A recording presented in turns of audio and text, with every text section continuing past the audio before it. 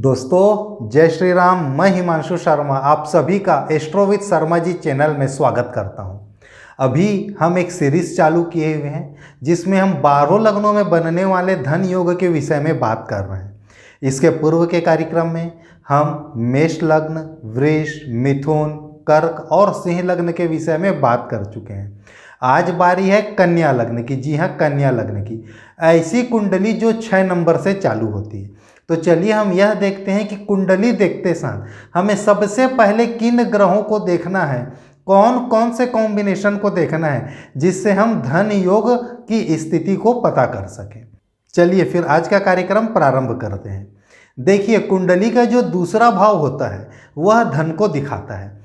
6 number से जो कुंडली चालू होगी तो उसके दूसरे भाव में 7 नंबर लिखा हुआ रहेगा।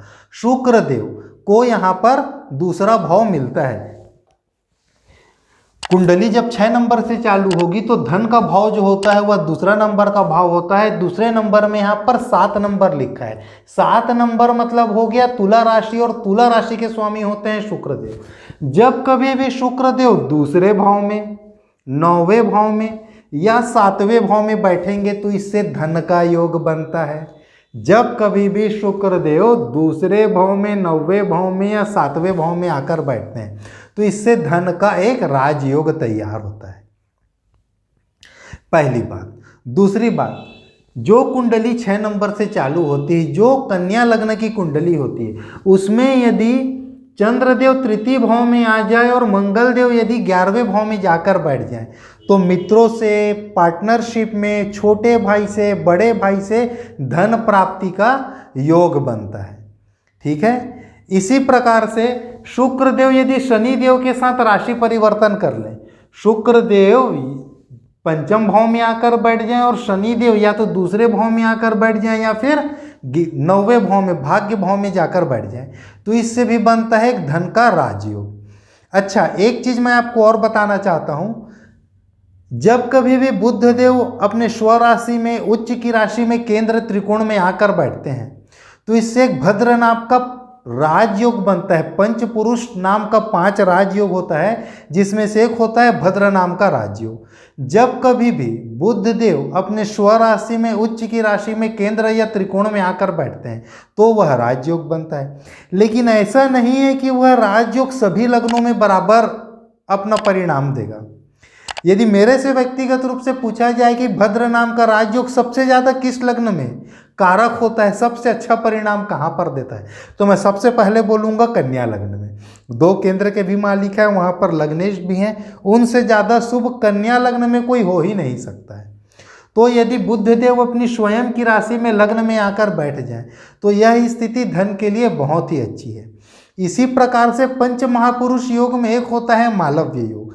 शुक्रदेव जब कभी भी अपनी स्वराशि में, उच्च की राशि में, केंद्र या त्रिकोण में आकर बैठते हैं तो इससे बनता है मालव्य योग। मालव्य योग भी सभी राशियों में बहुत अच्छा अपना परिणाम नहीं देते हैं, सभी लग्नों में अपना बहुत अच्छा परिणाम नहीं देते हैं। यदि कोई मेरे से पूछे कि मालव्य योग सबसे अच्छा कहाँ पर रिजल्ट देता है तो मैं सबसे पहले बोलूँगा कुंभ लग्न। दूसरे नंबर में बोलूँगा ऐसी कुंडली जो 6 नंबर से चालू होती है, कन्या लग्न। तीसरे नंबर में मैं बोलूँगा मकर लग्न। यह 2-3 कुछ ऐसे लग्न हैं कि वहाँ पर मालव्य नाम का राजयोग बन जाए। वहाँ पर यदि मालव्य नाम का राजयोग बन जाए तो क्या कहने।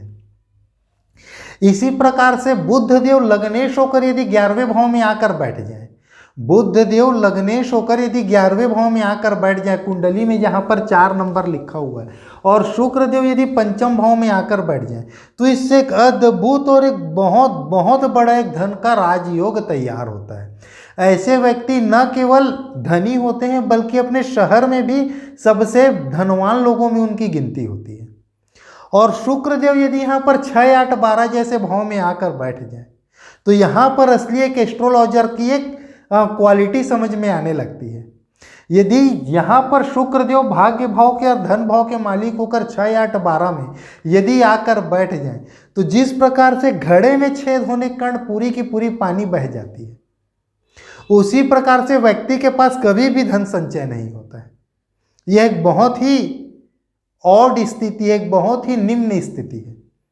और यहाँ पर आपको शुक्र को एक्टिवेट करना है। कुंडली में किस ग्रह किस नक्षत्र में बैठे हैं, चलित कुंडली में क्या प्रभाव है, नवमांश कुंडली में क्या प्रभाव है, कितने शुभ और कितने अशुभ ग्रहों की दृष्टि पड़ रही है।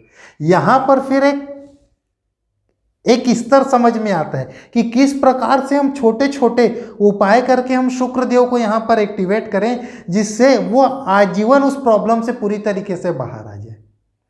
चलिए दोस्तों, फिर आज के कार्यक्रम को हम यहीं पर समाप्त करते हैं। अगले कार्यक्रम में मैं फिर एक नए विषय के साथ आपकी सेवा में हाजिर होऊंगा। आज के लिए दोस्तों नमस्कार।